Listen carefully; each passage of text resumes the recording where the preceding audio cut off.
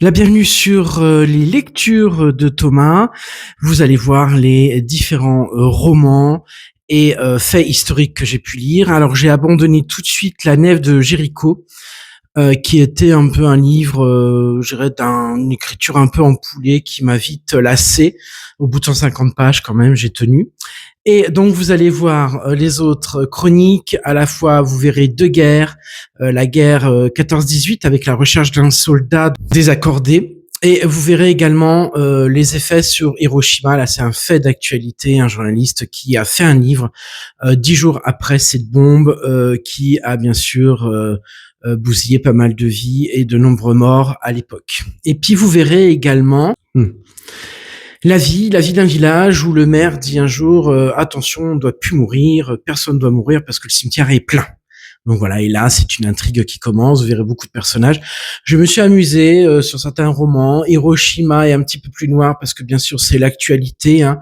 C'est l'actualité, on est dans la guerre et cette guerre est abominable et les Japonais, bien sûr, en ont payé, comme tout le peuple, une grande partie. Bon visionnage, n'hésitez pas, bien sûr, à vous abonner, à aimer cette vidéo et je vous dis à très bientôt.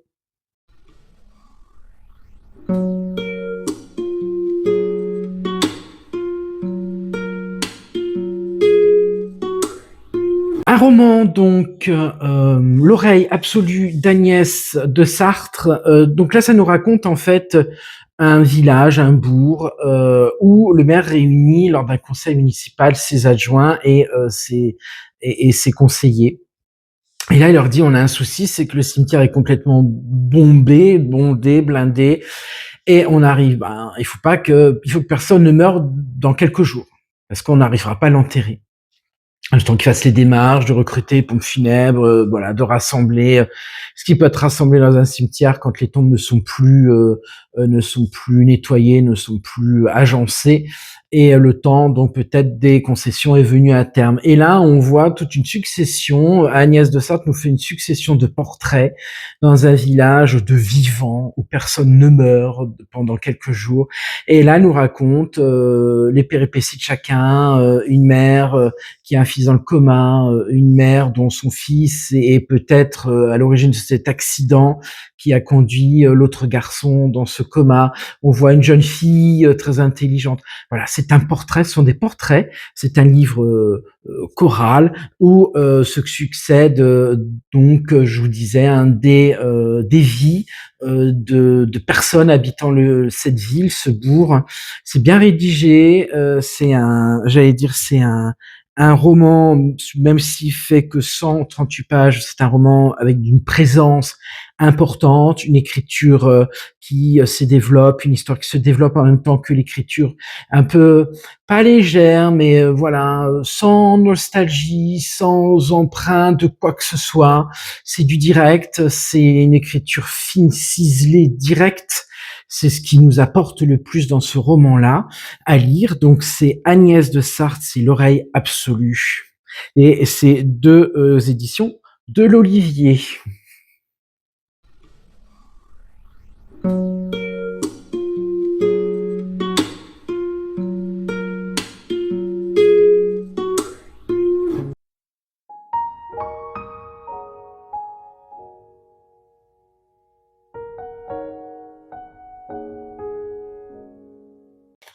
Roman de Gilles Marchand, Le soldat désaccordé. Donc, ça nous décrit un homme qui enquête. Alors, il a été soldat aussi pendant 14-18, hein, donc sur le front, et il enquête suite à la demande des familles de retrouver leur fils après la guerre. Donc, est-ce qu'ils sont tombés, est-ce qu'ils sont morts, est-ce qu'ils vivent, ils vivent où, s'ils sont vivants. Et là, donc, ce jeune protagoniste va enquêter sur une demande bien précise d'une femme qui demande à rechercher son fils. Et là, il va remonter d'aiguille en aiguille. Alors, il a des gens qui s'occupent du travail, de chercher des choses. Et là, il va remonter de fil en aiguille. Il va s'apercevoir que, ce jeune homme, il avait une histoire d'amour avec une jeune Alsacienne. Ce qui complique les choses, c'est que l'Alsace, bien sûr, était allemande à l'époque.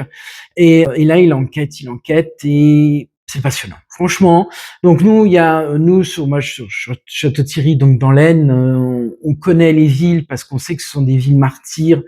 Donc il parle de Reims, il parle de Laon, voilà, il parle de comment Bar-le-Duc, de Châlons-en-Champagne, Châlons-sur-Marne à l'époque.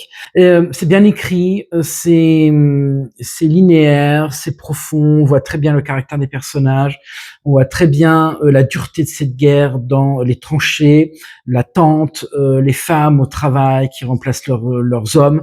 Tout est dit. Et Gilles Marchand, à la fin, nous décrit toute une biographie. Donc, si vous voulez vraiment vous pencher sur la guerre 14-18, avec des écrivains qui ont vécu cette guerre, comme Maurice Genevoix et aussi Apollinaire, je vous conseille. Hein, franchement, ce livre est très très bien. C'est Le Soldat désaccordé de Gilles Marchand, au livre de poche.